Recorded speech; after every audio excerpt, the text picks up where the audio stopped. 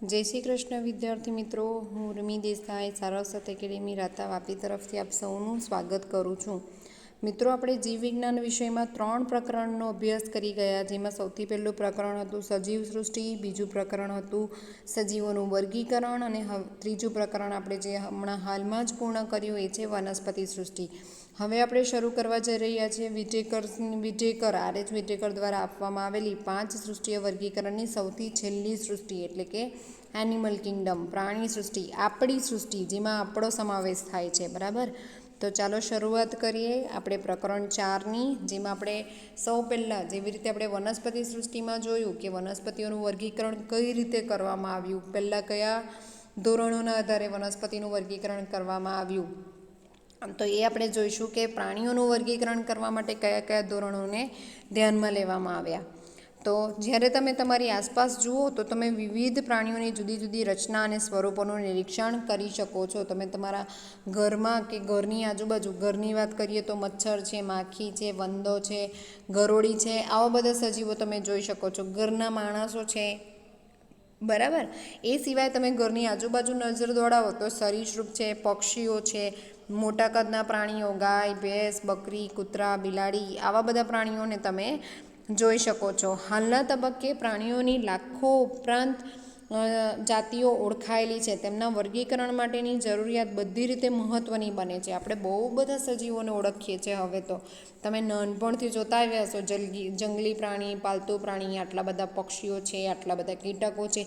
આપણે તો ફક્ત આંગળીના ટેરવે ગણાય એટલાને જ ઓળખીએ છીએ, પણ એ સિવાય પણ લાખો પ્રાણીઓ અત્યાર સુધીમાં શોધાઈ આવ્યા છે। તો આ બધા જ સજીવોનું વર્ગીકરણ કરવું જરૂરી છે, અને વર્ગીકરણ એ નવી ઓળખાયેલી જાતિઓને યોગ્ય સ્થાને મૂકવામાં મદદરૂપ થાય છે। હવે પ્રાણીઓનું વર્ગીકરણ કઈ રીતે કરવામાં આવ્યું, તો કે એના વર્ગીકરણના આધારો કયા છે? તો પ્રાણીઓની રચના અને સ્વરૂપમાં તફાવત હોવા છતાં તેના કોષોની ગોઠવણી, કેવી રીતે કોષો છે, તેની દૈહિક સમમિતિ, દેહકોષ્ઠની પ્રતિકૃતિ, પાચનની રીતો, પરિવહન કે પ્રજનન તંત્રો જેવા પાયાના લક્ષણો એ સ્વતંત્ર સજીવોના સંબંધમાં એકરૂપ છે, એટલે કે સરખા છે। પ્રાણી વર્ગીકરણના આધાર તરીકે અને તેમાંના કેટલાકની અહીં ચર્ચા આપણે કરવાના છે કે આપણે સજીવોને કઈ રીતે અલગ અલગ કક્ષામાં મૂકી શકીએ, કયા કયા ધોરણોના આધારે મૂકી શકીએ, એની ચર્ચા આપણે કરીશું। જેમાં સૌ પ્રથમ છે આયોજનના સ્તરો। આયોજનના સ્તરો એટલે શું? તો કે જ્યારે સજીવ દેહનું નિર્માણ થાય ત્યારે આપણે ભણી ગયા કે 2 પ્રકારના સજીવ હોય, આદિકોષ કેન્દ્રીય અને સુકોષ કેન્દ્રીય। એમાં પાછા એકકોષીય હોય અને બહુકોષીય હોય। કોઈ એક જ કોષ સજીવ તરીકે વર્તે અને બહુકોષીય સજીવ હોય તો એની અંદર બધા કોષો ભેગા મળે અને પેશીનું સર્જન કરે, એટલે ખાલી પેશીઓ ધરાવતો સજીવ દેહ હોય એવું પણ બની શકે। પેશીઓ ભેગી થાય અને અંગ બનાવે તો અંગ, પેશી અને કોષ ધરાવતો સજીવ હોય એવું પણ બની શકે, અને અંગો ભેગા થઈને અંગતંત્ર બનાવે, એટલે આખા સજીવ શરીરની અંદર કોષો પણ હશે, પેશીઓ પણ હશે, અંગ પણ હશે અને અંગતંત્ર પણ હશે। એવી રીતે પણ સજીવ દેહનું નિર્માણ થયેલું હોઈ શકે। તો આ જે અલગ અલગ આપણે વાતો કરી કે આવી રીતે થયેલું હોઈ શકે, સજીવનું નિર્માણ આવી રીતે થયેલું હોઈ શકે, તો એ બધા આયોજનના સ્તરો છે કે કોઈ એક જ કોષ જો સજીવ તરીકે વર્તો હોય તો આપણે એને કહીશું કે એ કોષીય આયોજન ધરાવે છે। જેમ કે અમીબા અને પેરામોશિયમ ને એ બધા વિશે આપણે જોઈ ગયા। બરાબર, તો ચાલો જોઈએ આપણે આયોજનના સ્તરો। પ્રાણી સૃષ્ટિના દરેક સભ્યો બહુકોષી છે, છતાં તેમાંના બધા જ પ્રાણીઓ કોષોના આયોજનની સરખી રીતે પ્રદર્શિત કરતા નથી। ઉદાહરણ તરીકે સછિદ્ર સમુદાય, એટલે કે જેમાં વાદળીઓનો સમાવેશ થાય છે। સછિદ્ર સમુદાય એટલે વાદળીઓમાં જે પ્રાણીઓના કોષો આવેલા હોય એ શિથિલ રીતે ગોઠવાયેલા હોય છે અને કાર્યની દ્રષ્ટિએ એકબીજા સાથે જોડાયેલા નથી। વાદળી એટલે શું? સ્પોન્જ। તમે તમારી બાઇકની સીટ, તમારા સોફાના કવરની અંદર, કારની સીટની અંદર સ્પોન્જ આવે, તમે જોયું હશે સ્પોન્જ, એને કહીશું વાદળી। તો એ વાદળી એક સજીવ છે, બરાબર, દરિયામાં જોવા મળે છે। તો એ સજીવની રચના કેવી છે? એને કેમ સછિદ્ર સમુદાયમાં મૂકવામાં આવે? તો બહુ બધા છિદ્રો આવેલા છે, એટલે એનું આખું શરીર છિદ્રિત છે, એટલે એને સછિદ્ર સમુદાયમાં મૂકવામાં આવે। અને એ સછિદ્ર સમુદાયમાં એક કોષ, ઘણા બધા કોષો ભેગા થાય ત્યારે વાદળીની રચના બને, તો એક કોષ, દરેક કોષ એ પોતપોતાની રીતે કાર્ય કરે છે, એટલે આવા સજીવને આપણે કહીશું કોષ સ્તરીય આયોજન। કોષો વચ્ચે કાર્યની દ્રષ્ટિએ કેટલાક વિભાજનો થાય છે. કોષ્ઠાંત્રિયોમાં કોષોની ગોઠવણી વધુ જટિલ છે. અહીં કોષો ભેગા મળીને પેશીઓ બનાવે છે. એટલે જો શરીરમાં પેશીઓ જોવા મળે તો એવા સજીવને આપણે કહીશું કે પેશી સ્તરીય આયોજન. એનું ઉદાહરણ કોણ છે? કોષ્ઠાંત્રી સમુદાય. ત્યાર પછી અંગ સ્તરીય આયોજન એટલે કે પેશીઓ ભેગી મળીને અંગની રચના કરે. તો પૃથુકૃમિ અને બીજા કેટલાક ઉચ્ચ સમુદાયના સજીવોમાં આપણને અંગ સ્તરીય આયોજન જોવા મળે. ત્યારબાદ તેમાં પેશીઓ ભેગી મળીને ચોક્કસ કાર્ય કે અંગોની રચના કરે. હવે અંગો ભેગા થાય એટલે અંગતંત્ર બનાવે. આપણી વાત કરીએ તો ઘણા બધા અંગતંત્ર છે આપણી પાસે. પાચન તંત્ર છે, રુધિરાભિસરણ તંત્ર છે, શ્વસન તંત્ર છે, ઉત્સર્જન તંત્ર છે, પ્રજનન તંત્ર છે, ત્યારબાદ ચેતાતંત્ર છે, અંતઃસ્ત્રાવી તંત્ર છે, લિમ્ફેટિક તંત્ર છે, બરાબર, એટલે કે પેશીય જળનું તંત્ર છે, ઇમ્યુન સિસ્ટમ એટલે કે રોગ પ્રતિકારક તંત્ર છે. ઘણા બધા તંત્રો આપણી પાસે છે. ઘણા બધા અંગો ભેગા થાય અને તંત્રની રચના કરે તો એવા સજીવને આપણે કહીશું અંગતંત્ર સ્તરીય આયોજન. કેવું આયોજન દર્શાવે? અંગતંત્ર સ્તરીય આયોજન. જેમાં ઉદાહરણ છે નુપુરક સમુદાય, સંધિપાત સમુદાય, મૃદુકાય સમુદાય, સ્થૂળત્વચી સમુદાય અને મેરુદંડી સમુદાય. બરાબર. ત્યાર પછી આપણે જોઈએ કે પ્રાણીઓના જુદા જુદા સમૂહોના અંગતંત્રો વિવિધ રીતે જટિલતા પ્રદર્શિત કરે છે. કે જે સજીવો અંગતંત્રો ધરાવતા હોય એમના અંગો અલગ અલગ રીતે કાર્ય કરે. એક ઉદાહરણ આપું કે આપણે મનુષ્યો વેજીટેરિયન નોન વેજીટેરિયન બંને જ છે, રાઈટ. શુદ્ધ શાકાહારી પણ છે અને માંસાહારી પણ છે. તો આપણું ડાયજેસ્ટિવ સિસ્ટમ, આપણું પાચનતંત્ર એ રીતે કાર્ય કરે. પણ આપણે ગાય કે ભેંસની વાત કરીએ તો એ તો શુદ્ધ શાકાહારી છે, બરાબર. તો એનું પાચનતંત્ર એ રીતે કાર્ય કરતું હશે. તો પાચનતંત્ર પણ બે પ્રકારના આવે, સંપૂર્ણ પાચનતંત્ર અને અપૂર્ણ પાચનતંત્ર. સંપૂર્ણ પાચનતંત્ર એટલે શું? તો કે મુખથી શરૂ થાય અને મળદ્વાર પર પૂર્ણ થાય. મુખથી શરૂ થાય અને મળદ્વાર પર પૂર્ણ થાય એવા પાચનતંત્રને આપણે કહીશું સંપૂર્ણ પાચનતંત્ર. અને જેમાં ફક્ત એક જ દ્વાર આવેલો હોય, ક્યાં તો મુખદ્વાર ક્યાં તો મળદ્વાર, એવા પાચનતંત્રને આપણે કહીશું અપૂર્ણ પાચનતંત્ર. બરાબર. સંપૂર્ણ પાચનતંત્રના ઉદાહરણમાં તમે આપણું ઉદાહરણ લઈ શકો છો. અને અપૂર્ણ પાચનતંત્રમાં પૃથુકૃમિ સમુદાયમાં યકૃત કૃમિ આવે છે, પટ્ટી કૃમિ આવે છે. યકૃત કૃમિ તમે સાંભળ્યા હશે સામાન્ય રીતે કે જે યકૃતમાં રહે છે, બરાબર. એવા જે સજીવો છે એમના પાચનતંત્ર અપૂર્ણ છે. એટલે પાચનતંત્ર જે અંગ સ્તરીય આયોજન ધરાવે છે એવા સજીવોમાં તંત્રો પણ અલગ અલગ રીતે કાર્ય કરતા હોય. જેમાં આપણે પાચનતંત્ર જોયું કે પાચનતંત્ર ક્યાં તો સંપૂર્ણ હોય ક્યાં તો અપૂર્ણ હોય. ત્યાર પછી વાત છે ખુલ્લું પરિવહન તંત્ર અને બંધ પરિવહન તંત્ર. તો ખુલ્લું પરિવહન તંત્ર એટલે શું? ઉદાહરણ તરીકે આ બધી રુધિરવાહિનીઓ છે આવી રીતે, અને આ રુધિરવાહિનીઓ શરીરની અંદર ખુલ્લી છે. રુધિરવાહિનીઓ કેવી છે? શરીરની અંદર ખુલ્લી છે, બરાબર, એકબીજા સાથે જોડાયેલી નથી. તો રુધિર એ રુધિરવાહિનીઓમાંથી ડાયરેક્ટ શરીરમાં જાય અને શરીરમાંથી પાછું રુધિરવાહિનીઓમાં જાય. તો એવું જે પરિવહન હશે એને આપણે કહીશું ખુલ્લું પરિવહન તંત્ર. પણ બંધ પરિવહન તંત્ર એટલે શું? આપણી અંદર બંધ પરિવહન તંત્ર છે. શું થાય આપણી અંદર? તો કે હૃદય છે, આ હૃદય છે, હૃદયમાંથી રુધિર વહન પામે કોના દ્વારા? ધમનીઓ દ્વારા, બરાબર. હવે વચ્ચે જ્યાં જ્યાં પણ અંગો હશે ત્યાં અંગો પાસે પોતાના અંદર જે પોષક પદાર્થો છે એને આપશે અને ઉત્સર્ગ પદાર્થો લેશે. ઉત્સર્ગ પદાર્થો લે એટલે હવે એ શામાં રૂપાંતરિત થઈ ગઈ? તો કે શીરામાં, બરાબર. તો એવું પરિવહન તંત્ર જેમાં રુધિર એ પરિવહન તંત્રની એટલે કે આજે બધી રુધિરવાહિનીઓ છે એની બહાર નથી નીકળતું. બધા કોષોને પોષક પદાર્થ તો પૂરા પાડે જ છે, પણ રુધિર એ આજે રુધિરવાહિનીઓ છે એમાંથી બહાર નીકળતું નથી. આપણને નોર્મલી લોહી ક્યારે નીકળે? કંઈક વાગે ત્યારે, એટલે કે આપણી રુધિરવાહિનીઓના કોષો તૂટી જાય તે જગ્યા ઉપરથી, તો જ રુધિર શરીરમાંથી બહાર નીકળે, બરાબર. અધરવાઇઝ આપણા બધા પાસે ક્લોઝડ સર્ક્યુલેટરી સિસ્ટમ છે, એટલે કે બંધ પરિવહન તંત્ર છે. ખુલ્લું પરિવહન તંત્ર તમને સામાન્ય રીતે સંધિપાદ સમુદાયનું એક સામાન્ય ઉદાહરણ છે વંદાની અંદર જોવા મળે. જ્યારે બંધ પરિવહન તંત્ર એ મોટાભાગના બધા જ ઉચ્ચ કક્ષાના પ્રાણીઓ, પક્ષીઓ છે, સસ્તનો છે, ઉભયજીવી છે, આ બધાની અંદર તમને બંધ પરિવહન તંત્ર જોવા મળે. આ થયું પહેલું કે આયોજનના સ્તરના આધારે સજીવોને કઈ રીતે અલગ અલગ કક્ષામાં મૂકી શકાય. ત્યાર પછી આપણે જોઈએ સમમિતિના આધારે. હવે સમમિતિ એટલે શું? તો કે સમમિતિ એટલે સજીવ શરીરની રચના બે પ્રકારની સમમિતિ ત્રણ પ્રકારની, દેટ ઇઝ અસમમિતીય, અરીય સમમિતીય અને દ્વિપાર્શ્વ સમમિતીય. આ અસમમિતીય, અરીય સમમિતિ અને દ્વિપાર્શ્વીય સમમિતિ એટલે શું? આપણે એક આકૃતિ જોઈએ એટલે તમને ખ્યાલ આવે.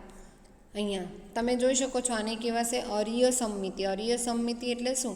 તમે સજીવ શરીરને આવી રીતે ભાગલાઓમાં વહેંચો તો એને બે પ્લેન ઉપર વહેંચી શકો, બે સમાંતર કક્ષા ઉપર વહેંચી શકો છો. જ્યારે બીજું છે દ્વિપાર્શ્વીય સમમિતિ. જ્યારે સજીવ શરીરને તમે બે એક સરખા ભાગમાં વહેંચી શકો તો એ છે દ્વિપાર્શ્વીય સમમિતિ. અસમમિતીય એટલે કે જેલીફિશ જોઈ છે બધાએ. જેલીફિશ કેવી આવે? આવી અનિયમિત આકારની. તો એને તમે ગમે ત્યાંથી કટ કરો, એ સરખા ભાગમાં વહેંચાવાનું નથી એનું શરીર, તો આને કહીશું અસમમિતીય. અરીય સમમિતિમાં બીજું ઉદાહરણ છે સ્ટારફિશ. સ્ટારફિશ જોઈને બધાએ, સમુદ્ર તારા આવા, અહીંયા એની બે આંખો હોય, સમુદ્ર તારા છેલ્લે કાર્ટૂનમાં તો જોયા જ હશે તમે. તો આ અરીય સમમિતિ છે કે એનું શરીર બધી બાજુથી તમે સરખા ભાગોમાં વહેંચી શકો છો. એવી જ રીતે દ્વિપાર્શ્વીય સમમિતિ એટલે શું? તો કે શરીરને બે સરખા ભાગમાં આપણે વહેંચી શકીએ, એને કહીશું દ્વિપાર્શ્વીય સમમિતિ. હવે આપણે જોઈએ એનું લખાણ. પ્રાણીઓને તેમની સમમિતિના આધારે વર્ગીકૃત કરી શકાય છે. વાદળીઓ મુખ્યત્વે અસમમિતીય હોય છે. વાદળી એટલે કે સ્પોન્જી, જે આપણે આગળ વાત કરી. તમે સ્કૂટરની સીટમાં, બાઇકની સીટમાં, કારની સીટમાં, સોફામાં જે વાદળી વાપરો છો સ્પોન્જી, એ કેવી છે? અસમમિતિ. જેલીફિશ જે મેં તમને કીધું એ કેવી છે? અસમમિતિ. એટલે કે જો મધ્ય અક્ષમાંથી પસાર થતી ધરી પ્રાણીના શરીરને સરખા ભાગોમાં વિભાજિત ન કરે તો તેને અસમમિત પ્રાણી કહેવાય. જ્યારે પ્રાણી શરીરના મધ્ય અક્ષમાંથી પસાર થતી કોઈ એક ધરી સજીવને બે સરખા ભાગમાં વિભાજિત કરે તો તેને અરીય સમમિતિ કહેવાય.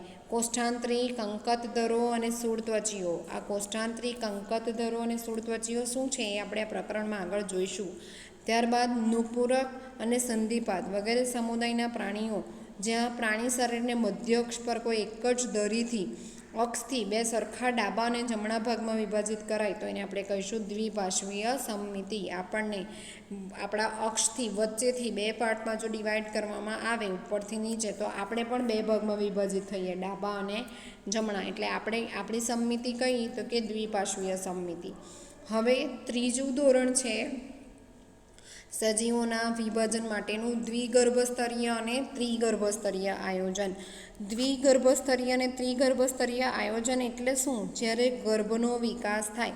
ગર્ભ ક્યારે બને? જ્યારે ફલિતાંડ બને, એટલે કે નરજન્યુ અને માદાજન્યુઓનું ફલન થાય, ફલન થઈને ફલિતાંડ બને, ફલિતાંડમાંથી ગર્ભ બને. હવે આ ગર્ભનો જ્યારે વિકાસ થાય, ઉદાહરણ તરીકે આ ગર્ભ છે, તો આ ગર્ભ જ્યારે પોતાનો વિકાસ કરે તો એ પોતાની આજુબાજુ આવી રીતે સ્તર બનાવે. આ સ્તરને કહીશું આપણે ગર્ભીય સ્તર. જો આવી રીતે 3 સ્તર આવેલા હોય તો એને આપણે કહીશું ત્રિગર્ભીય સ્તરીય આયોજન. અને જો ફક્ત અંદરનું અને બહારનું આ બે જ ગર્ભ સ્તર આવેલા હોય તો એને આપણે કહીશું દ્વિગર્ભસ્તરીય આયોજન. બરાબર? જોઈએ આપણે પ્રાણીઓ કે જેમાં કોષો બે ગર્ભસ્તરીયોમાં ગોઠવાય, બાહ્ય ગર્ભસ્તર અને અંતઃગર્ભસ્તર, તો તેવા પ્રાણીઓને દ્વિગર્ભસ્તરીય પ્રાણીઓ કહેવાય. જેમ ઉદાહરણ તરીકે કોષ્ઠાંતરી સમુદાયના પ્રાણીઓ. ત્યાર પછી બાહ્ય ગર્ભસ્તર અને અંતઃગર્ભસ્તર વચ્ચે અવિભેદિત સ્તર તરીકે મધ્ય શ્લેષ્મ સ્તર આવેલું હોય. જે પ્રાણીઓમાં વિકાસ પામતો ભ્રૂણ એ બાહ્ય ગર્ભસ્તર અને અંતઃગર્ભસ્તર વચ્ચે ત્રીજું ગર્ભસ્તર ધરાવે તેવા પ્રાણીઓને આપણે કહીશું ત્રિગર્ભસ્તરીય પ્રાણીઓ. ઉદાહરણ તરીકે પૃથુકૃમિ અને મેરુદંડી. આ આકૃતિમાં તમે જોઈ શકો છો ગર્ભસ્તર. બરાબર? પહેલી આકૃતિ શાની છે? તો કે દ્વિગર્ભીય સ્તરની. દ્વિગર્ભીય સ્તરમાં શું છે? તો કે આ અંદરનું સ્તર છે કોષોવાળું અને આ બહારનું સ્તર છે. બરાબર? બે જ સ્તર આવેલા તો એ દ્વિગર્ભસ્તરીય. પણ અહીંયા તમે જોઈ શકો છો, અહીંયા પણ કોષો છે, અહીંયા પણ કોષો છે અને અહીંયા પણ કોષો છે.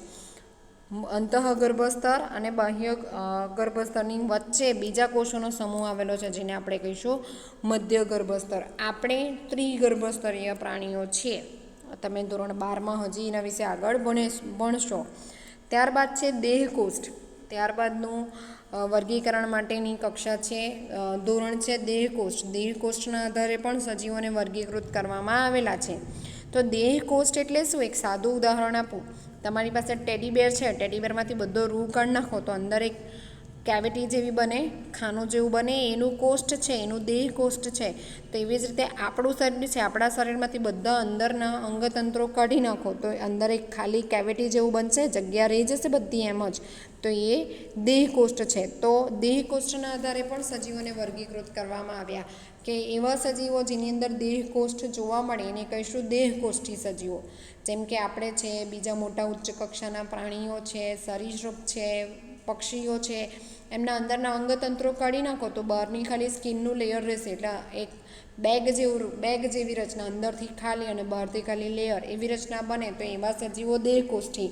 જેની અંદર એવી રચના બનતી નથી, એટલે કે ચપટા જે કૃમિઓ હોય, તમે પર્ણો જોયું છે બરાબર? પર્ણ કેવું હોય? એકદમ ચપટું, એની વચ્ચે જગ્યા હોય ના હોય, ઉપર અને નીચે બંને બાજુથી ચપટું હોય, એકદમ પાતળું. એવા જે સજીવો હોય એ અદેહકોષ્ઠી. જેમ કે યકૃત કૃમિ, પટ્ટીકૃમિ, બરાબર, પ્લેનેરિયા, આવા જે સજીવો છે એ કેવા? અદેહકોષ્ઠી. તો કૂટ દેહકોષ્ઠી એક શબ્દ તમે અહીંયા જોઈ શકો છો. આ રહ્યો કૂટ દેહકોષ્ઠી. કૂટ દેહકોષ્ઠી એટલે શું? તો કે એમની અંદર દેહકોષ્ઠ તો આવેલો પણ છૂટો છવાયો. એટલે શું?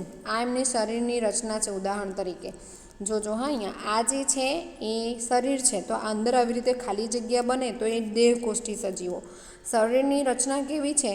તો કે આમ ચપટી, એકદમ આવી રીતે આ ચપટી શરીર રચના, બરાબર, આવી રચના હોય તે અદેહકોષ્ઠી. અને કૂટ દેહકોષ્ઠી એટલે શું? તો કે આ શરીરની રચના છે ઉદાહરણ તરીકે, અને એની અંદર જે દેહકોષ્ઠ આવેલો એ આવેલો તો ખરો, પણ આવી રીતે કશે કશે જ દેહકોષ્ઠ આવેલો. આવી ખાલી જગ્યા કશે કશે જ દેખાય તમને, બાકી એ આખું ભરેલું છે આવી રીતે,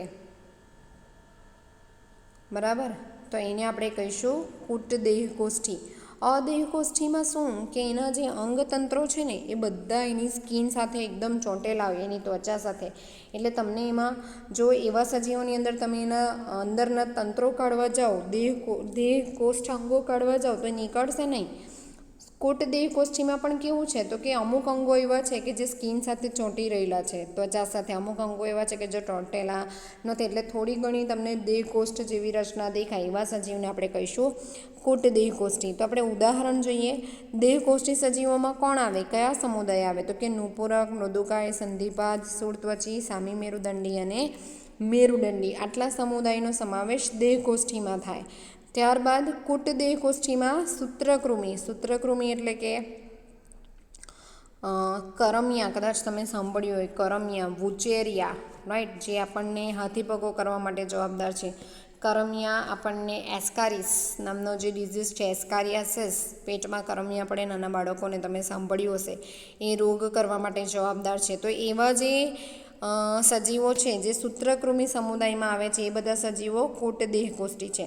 અને છેલ્લે અદેહકોષ્ઠી. અદેહકોષ્ઠીમાં સમાવેશ થાય છે પૃથુકૃમિનો. એટલે કે એમનું શરીરની રચના કેવી હોય? એક પર્ણ તમે જુઓ ને, એ પર્ણ કેવું ચપટું હોય ઉપરથી અને નીચેથી, એવી રચના હોય છે. આ છે આકૃતિ દેહકોષ્ઠી, આભાસી દેહકોષ્ઠ એટલે કે કૂટ દેહકોષ્ઠી અને અદેહકોષ્ઠીની. અહીંયા તમે જોઈ શકો છો કે આ જે સ્તર છે, બાહ્ય સ્તર, મધ્ય સ્તર અને અંતઃસ્તર, એની વચ્ચે અહીંયા જગ્યા છે, એટલે એવા સજીવો દેહકોષ્ઠી. જેમની અંદર બાહ્ય સ્તર, અંતઃસ્તર છે જ, પણ મધ્ય સ્તરની જગ્યાએ આવી નાના નાના ખાનાઓ, ચેમ્બરો આવેલા છે, તો એ કૂટ દેહકોષ્ઠી. અને સૌથી છેલ્લું અદેહકોષ્ઠી એટલે કે બાહ્ય સ્તર, મધ્ય સ્તર અને અંતઃસ્તર ત્રણે ત્રણ એકદમ પેક છે, એકબીજા સાથે ચોંટેલા છે, વચ્ચે ખાલી જગ્યા નથી, તો એને આપણે કહીશું અદેહકોષ્ઠી. ત્યારબાદ છે ખંડતા. ખંડતા એટલે શરીર કેટલા ખંડમાં વિભાજિત થયેલું છે, એના આધારે પણ સજીવોને અલગ અલગ જૂથમાં વર્ગીકૃત કરી શકાય. ખંડતાને આપણે સાદી ભાષામાં કહીશું સેગમેન્ટેશન. તમે અળસિયું જોયું છે ને? અળસિયું તમને કેવું દેખાય? નાની નાની બહુ બધી રિંગ ભેગી કરી હોય ને એવું અળસિયું દેખાય, બરાબર. તો એ એક એક રિંગ જેવું જે સ્ટ્રક્ચર છે ને એનો એક એક ખંડ છે. અને કેવી રીતે છે એ ખંડ તો કે એક સરખા છે, એટલે આપણે એને કહીશું સમખંડતા. એ સિવાય તમે કાનખજૂરો જોયો જ હશે બધાએ. તો કાનખજૂરો જે છે એની ઉપલી સપાટી અને નીચલી સપાટી પર તમને ખંડો દેખાય છે, તો એ પણ છે સમખંડતા. ત્યાર પછી કોકરોચ, વંદો જોયો છે, વંદો ઊંધો હોય ત્યારે જોયો, એની જે વક્ષ બાજુ છે, ઊંધો વંદો કરીએ તો એની વક્ષ બાજુ તમને એમ નાના નાના ખાના જેવા જોવા મળે. જેવી રીતે હું અહીંયા તમને દોરી બતાવું કે વંદો હોય તો વંદાના અહીંયા તમને આમ નાના નાના ખાના જેવા જોવા મળે, બરાબર. તો આ એ સમખંડતા છે.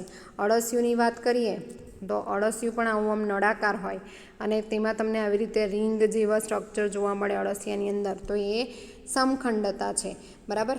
ઘણીવાર સજીવ પાસે ફક્ત ખંડતા હોય એવું પણ બની શકે. તમે વીછું જોયો છે, વીછુંની અંદર એનું શરીર ઘણા બધા ખંડોમાં વિભાજિત હોય, તો એ ફક્ત ખંડતા છે, ખંડ એક સરખા નથી, એટલે એ ફક્ત ખંડતા દર્શાવે. સમખંડતાનું સારામાં સારું ઉદાહરણ એટલે અળસિયું. એના શરીર પર બધા જ અંગો એક સરખા ખંડમાં વિભાજિત છે, બરાબર. તો એને પણ એક લક્ષણ તરીકે લઈ શકાય. ત્યાર પછી છે મેરુદંડ.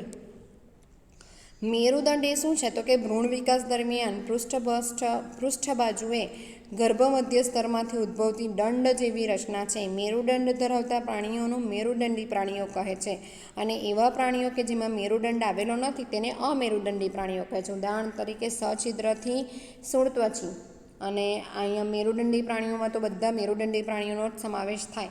હવે મેરુદંડ એટલે શું? તમારા શરીરની પાછળની ભાગે કરોડ સ્તંભ તમે ભણીને આવ્યા છો. કરોડ સ્તંભ જે છે ને એ તમારો મેરુદંડ છે. જ્યારે એવા સજીવો જે પોતાની પોઝિશન આમ મેન્ટેન કરી શકે, સીધા ઊભા રહી શકે, બેસી શકે, સૂઈ શકે, બધી એક્ટિવિટીઝ કરી શકે, બરાબર, જેની અંદર કરોડ સ્તંભ આવેલો છે એવા બધા પ્રાણીઓ મેરુદંડી. જેની અંદર કરોડ સ્તંભ નથી આવેલો, એટલે કે આપણે જેમ ઊભા નથી રહી શકતા એવા પ્રાણીઓ અમેરુદંડી. ત્યારબાદ આટલા બધા લક્ષણોને આધારે પ્રાણીઓનું વર્ગીકરણ કરવામાં આવ્યું. અને આ પ્રાણીઓનું વર્ગીકરણ એક ચાર્ટ દ્વારા સમજાવવામાં આવ્યું છે. પછી આપણે એ વર્ગીકરણને એક સમુદાયને આપણે સારી રીતે સમજીશું. તો અહીંયા તમે ચાર્ટમાં જોઈ શકો છો, આયોજનના સ્તરના આધારે, સંમિતિના આધારે, દૈહિક અવકાશ કે દેહ કોષ્ટના આધારે સમુદાયનું નામ આપવામાં આવેલું છે, બરાબર. તો સૌથી પહેલાં આપણે જોઈએ આયોજનના સ્તરના આધારે. તો આયોજનના સ્તરના આધારે કોષીય સ્તર આયોજન મોટાભાગના સજીવો કેવા અસંમિતિ, અદેહકોષ્ઠી, અને એમાં ઉદાહરણ આવશે સછિદ્ર સમુદાયનું. પછી આયોજનનું સ્તર પેશી અંગ કે અંગતંત્ર. એમાં સંમિતિ, અર્ય અથવા તો દ્વિપાર્શ્વ હોય એવા બે પ્રકારના સજીવો. અર્ય સંમિતિ હોય તો અદેહકોષ્ઠી, ઉદાહરણ તરીકે કોષ્ઠાંત્રી અને કંકતધાર. અને જો દેહકોષ્ઠ વગરના સજીવો દ્વિપાર્શ્વીય સંમિતિમાં જોઈએ તો દેહકોષ્ઠ વગરના સજીવો છે પૃથુકૃમિ. આભાસી દેહકોષ્ઠયુક્ત સજીવો છે સૂત્રકૃમિ. અને દેહકોષ્ઠી સજીવો એટલે કે જેની અંદર દેહકોષ્ઠ આવેલો એમાં ઘણા બધા નામો છે, તમે જોઈ શકો છો, જેમ કે નુપુરક, સંધિપાદ, મૃદુકાય, સ્થૂળત્વચી, સામી મેરુદંડી અને મેરુદંડી. આ બધા સમુદાયો મેરુદંડી સમુદાયના છે. એટલે કે જેમની રચના કેવી છે તો કે લોકો પેશી અંગ કે અંગતંત્ર સ્તરીય આયોજન ધરાવે, દ્વિપાર્શ્વ સંમિતિ ધરાવે અને દેહકોષ્ઠી છે, બરાબર. તો આપણે આટલા બધા સમુદાયો આ પ્રકરણની અંદર ભણવાના છે, અને આ સમુદાયમાં કેવા પ્રાણીઓનો સમાવેશ કરવામાં આવેલો છે એ પણ આપણે જોઈશું. તો મિત્રો, આ વિડીયો એકવાર જોજો, જેથી કરીને તમને ખ્યાલ આવે કે સજીવોને કયા કયા લક્ષણોને આધારે અલગ અલગ સમુદાયમાં વર્ગીકૃત કરવામાં આવ્યા છે. હવે આપણે આગળ બધા સમુદાયને વિસ્તૃત એક પછી એક જોઈશું. ત્યાં સુધી આવજો મિત્રો. જય શ્રી કૃષ્ણ.